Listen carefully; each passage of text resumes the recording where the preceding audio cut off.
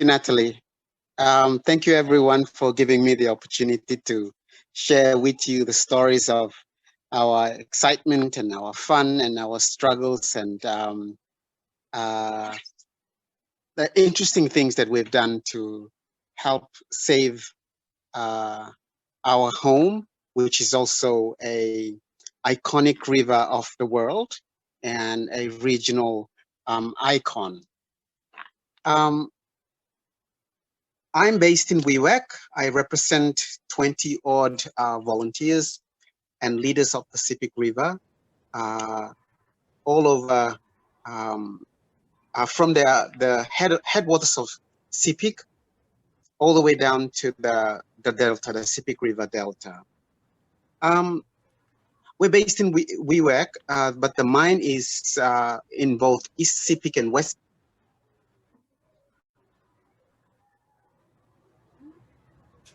So it's in the Sepik region.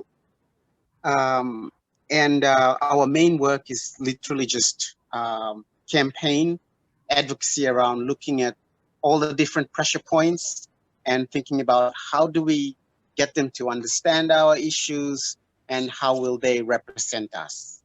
So that's pretty much what we do almost every day. We're always grateful for the leadership and the governance behind all our partners, and in this case, Aid Watch Australia for all the support to Mara and Natalie. They are really amazing. It's always fun to work with them. They're always there any time of the day, really. I WhatsApp Nat at 11 o'clock at night, and Natalie is there. You know, she responds very quickly, and the same for Mara. So it's really quite um, it's hard for me to explain, but working here in a small town, in a rural setting in Papua New Guinea, isolated and being on your own, it's really hard to find peers who really care about the things that we care about. And so both Mara and Natalie provides that. Why are we doing what we're doing? Campaigning to ban the Frieda Mine. Well, as Natalie has explained already, and you will find a lot more notes in your AGM report, the annual report. Sepik River to us is our only home. It's our lifeline, our lifeblood.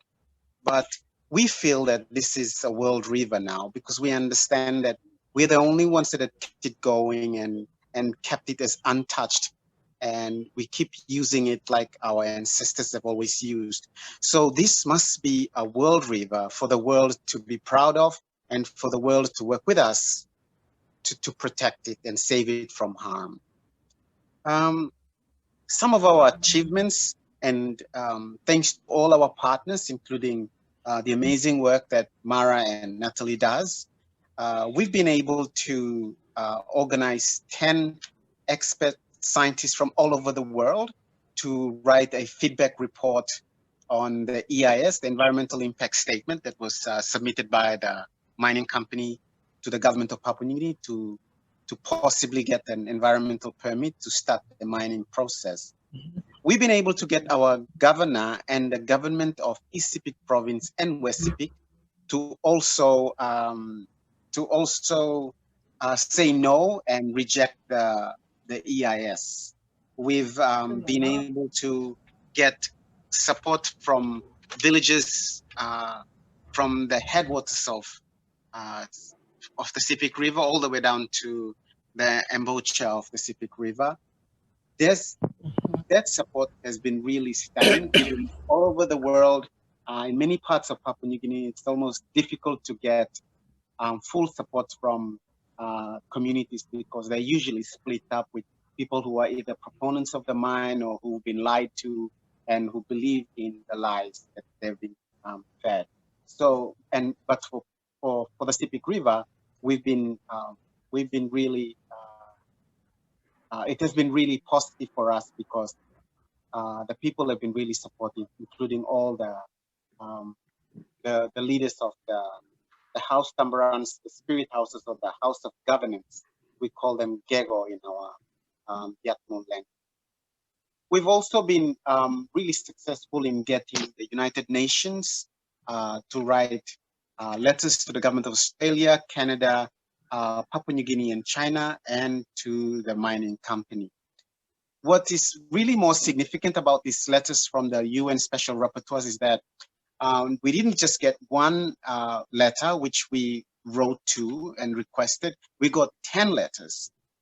Another significant aspect of this letter is that the Sepik River has not been harmed yet. And I remember going to Fiji and going to Dublin in Ireland and saying, why is it that the United Nations always bring people to Geneva and bring people to meetings such as this to talk about them being victims, talk about how they have been victimized?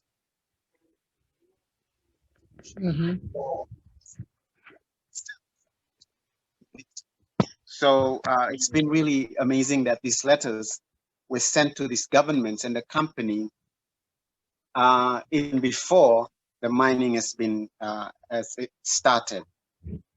So these are the main achievements that we did. I think lastly, Natalie mentioned the Supreme Sukundumi Declaration. It's the first of its kind in Papua New Guinea, and we've successfully understood the laws, and we're grateful of the late Dr. Bernard Narakobi, who was able to write in a law that gives us an opportunity to use our traditional governance models, our traditional and Papua New Guinea Melanesian ways to be able to manage ourselves and explain in a legal setting. So the Supreme Sukundumi has been really successful in giving us a lot of results that we thought it would. For example, it's also used as a it frightens Papua New Guinea when they hear about it because they're afraid of the spirits, they're afraid of ancestors, and so that's possibly one of the things that one of the results that we felt that the Supreme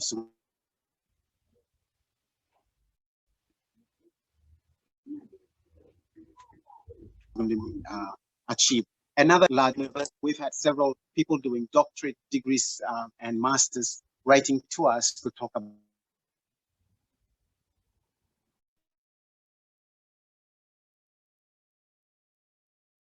Sorry, I think, Manu, your internet is being disrupted. It's still a great document and sharp. Are you still with us, Manu? Thank you, everyone, for listening. And oh. Thanks, Manu. Sorry, just at the end it started to break off, but it's great, actually. The internet lasted as long as it did. Yeah, and thank you so much for you and your team. The work you do on the ground inspires us daily, and yeah, I have shared the Supreme Sukundumi Declaration in there. That will take you to the Save the Sepik website, and there's lots of incredible information there about the campaign.